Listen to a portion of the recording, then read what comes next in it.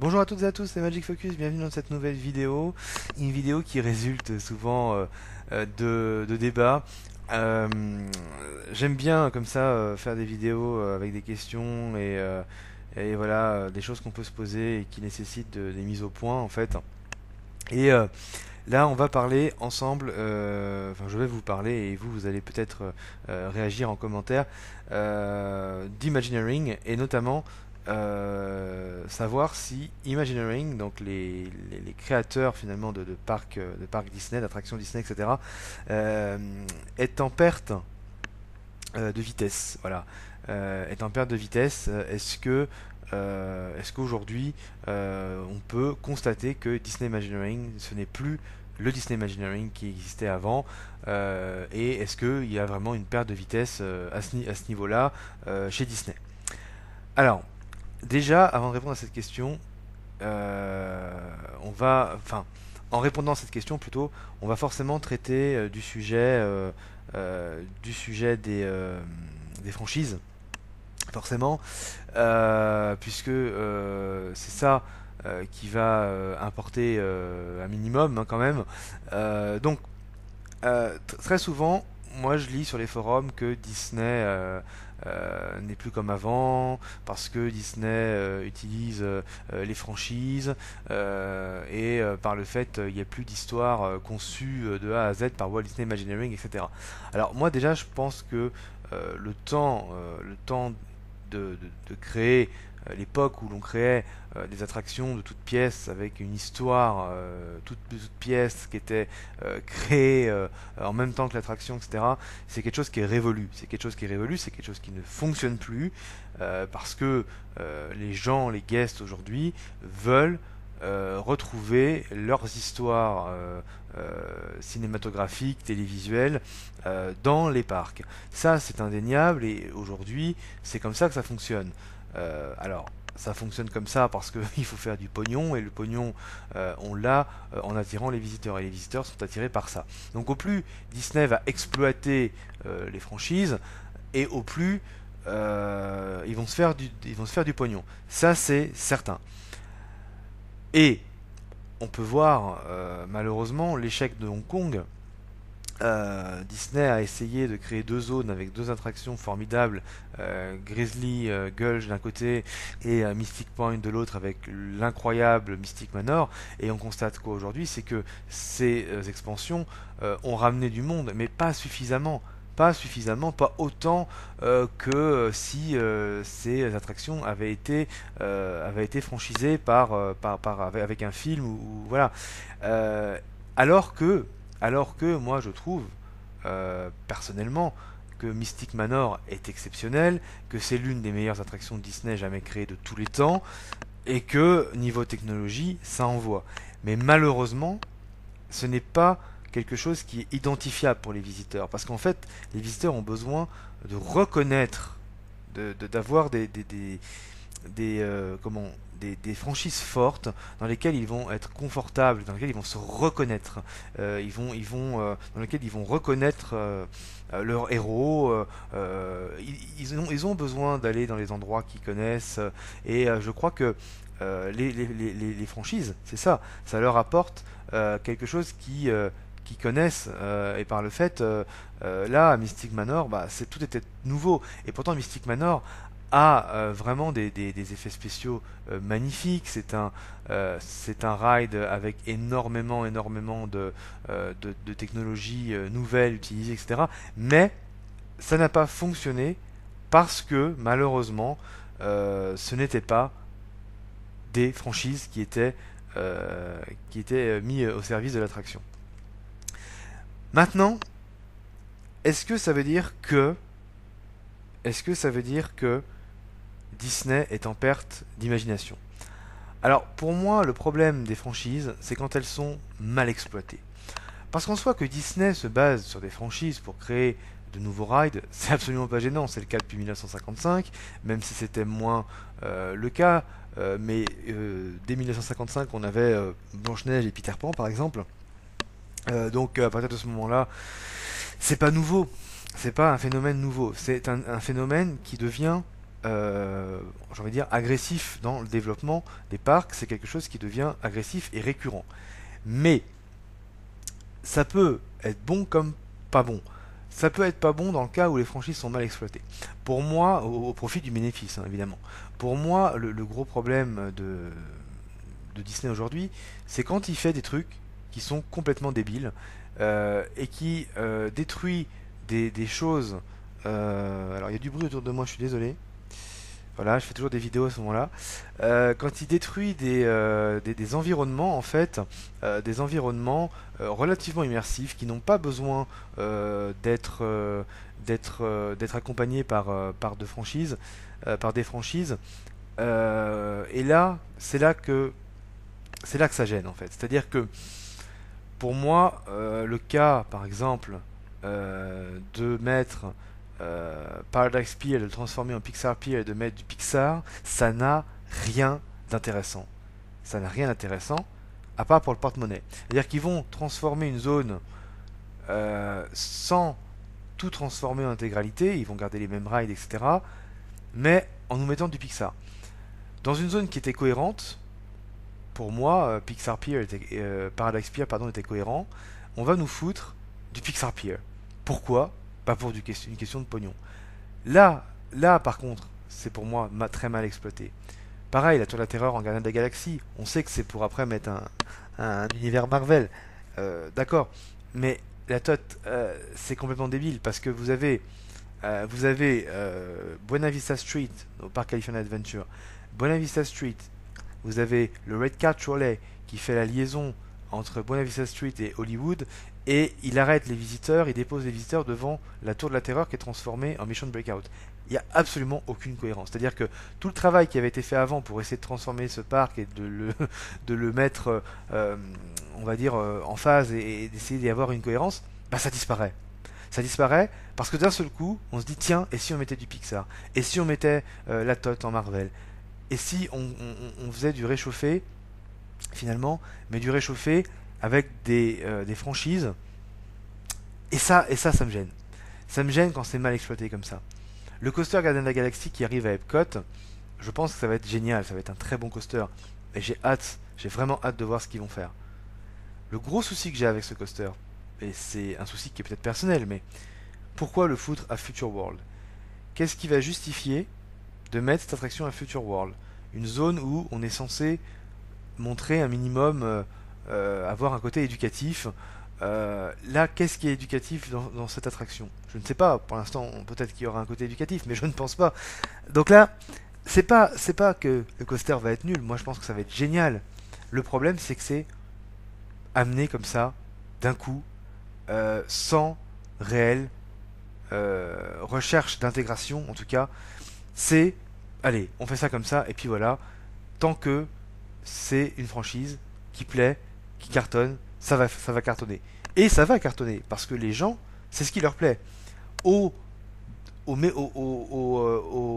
comment en enlevant tout le côté logique des choses, en enlevant tout ce côté-là. Et ça, c'est pour moi gênant, c'est très gênant. Mais, mais, ça reste assez minoritaire quand on regarde bien. Parce que si on reprend les rumeurs par exemple d'Epcot, actuellement Epcot, on parle des rumeurs de Coco et de Mary Poppins dans les pavillons respectifs, donc en Angleterre et au Mexique. Moi je trouve ça totalement logique, dans le sens où que Coco s'insère au pavillon mexicain, c'est absolument logique. Parce que le World Showcase d'Epcot montre un côté culturel dans les pavillons, Coco, pour moi, c'est tout à fait culturel. C'est-à-dire qu'à la fois, ça va apporter de la fraîcheur et du Disney, mais en même temps, on reste sur un côté très culturel. Ça gêne pas, le jour des morts, la musique, pour moi on est parfait. Ratatouille, Ratatouille dans le pavillon français, c'est pareil, c'est très bien. Ratatouille c'est la gastronomie, c'est Paris, ça rentre dans ce cadre-là. Mary Poppins, Frozen, ça peut être un peu plus discutable, mais grosso modo ça dénature pas les pavillons non plus. Nemo dans l'attraction The Seas with Nemo and Friends, c'est pareil. Nemo va permettre, notamment pour les plus jeunes, d'identifier les poissons en rapport avec le dessin animé. Donc moi, ça ne me gêne pas à partir du moment où ça ne saccage pas ce qui existe déjà. En revanche, l'attraction Nemo qui a ouvert à Disney Sea, ça cage l'endroit je sais plus comment ça s'appelle le land là à Disney Sea. C'est Discovery quelque chose, Port Discovery, voilà. Bah finalement, c'est vrai que là, Nemo n'a rien à y faire finalement. Donc ça dépend de comment c'est inséré par rapport à ce qui existe déjà. Maintenant, par rapport à ce qui va arriver, à ce qui va être nouveau, bah, j'ai envie de dire, tant que Walt Disney Imagineering fait preuve toujours de savoir-faire en termes de storytelling, fait preuve de nouveauté en termes de technologie, et Disney continue de breveter énormément. Donc, à partir du moment où on retrouve cette capacité de nous raconter des histoires, cette capacité de nous montrer ce qu'est capable de faire Disney avec les nouvelles technologies, ça ne me gêne pas. Ça ne me gêne seulement si c'est fait histoire d'avoir une licence, une franchise, et histoire de se faire du pognon. C'est tout.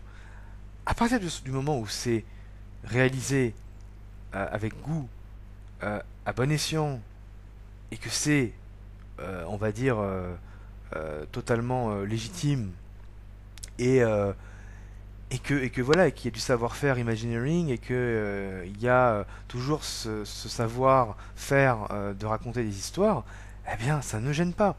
Par exemple, Avatar Animal Kingdom s'insère très bien. On est dans un land sur les animaux, sur les créatures.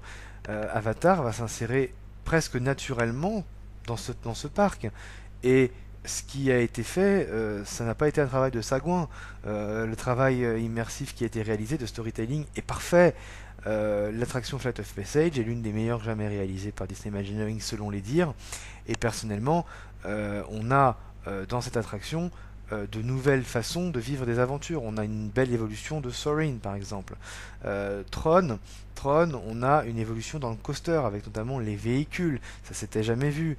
La Reine des Neiges par exemple bénéficie d'une nouvelle génération d'animatroniques. Shanghai, Pirates des Caraïbes de Shanghai bénéficie de nouveaux véhicules. Donc il y a à chaque fois de nouvelles choses qui sont créées. Et à partir du moment où il y a ces nouvelles choses créées à chaque fois, pour faire avancer la technologie, pour faire avancer Walt Disney Imagineering, eh bien, il n'y a aucune raison de se dire que Walt Disney Imagineering est en baisse, parce que l'exploitation de franchise ne veut pas dire un manque d'imagination de Walt Disney Imagineering. Star Wars Galaxy's Edge est le très bon exemple. On se base sur du Star Wars, sur ce qui est connu des gens, mais on invente une planète. On invente une planète avec son histoire, avec sa création, avec ses exclusivités. Donc, voilà, et des rides qui sont sûrement à la hauteur, avec de nouvelles technologies exploitées. On parle vraiment de nouvelles technologies. Donc, finalement, quel est le problème quand finalement Disney arrive à exploiter ses licences, ses franchises, dans un environnement immersif avec une création originale à chaque fois. Donc finalement, est-ce que on peut dire aujourd'hui que Walt Disney Imagineering est en perte d'identité? Je ne pense pas. En tout cas, est en perte de vitesse, pardon. Je ne pense pas, parce que la franchise est une base pour eux aujourd'hui, parce que c'est ce qui plaît, c'est ce qui permet aux gens de venir dans les parcs, c'est ce qui permet aux gens de consommer. Donc, il n'y a pas de problème. Avoir des franchises n'est absolument pas le problème. À partir du moment où c'est bien utilisé, à partir du moment où Walt Disney Imagineering continue de créer des histoires, à partir du moment où Walt Disney Imagineering montre son savoir-faire, montre à quel point il peut encore étonner. Et c'est le défi des prochaines attractions, c'est le défi de Star Wars Galaxy's Edge, c'est le défi de l'attraction sur Mickey qui sera probablement en 2D et demi. Donc ça demande justement ça attire la curiosité, ça demande à voir. Les coasters Tron, les coasters Guardians de la Galaxie qui vont être assez exclusifs. Les nouveaux Darkrai qui seront peut-être créés à Epcot vont probablement être là aussi d'une nouvelle génération. Si on prend Disneyland Paris, tout ce qui va être créé au Walt Disney Studios va être novateur pour l'Europe, novateur pour Disneyland Paris. Disneyland Paris doit montrer ce dont est capable de faire Walt Disney Imagineering maintenant.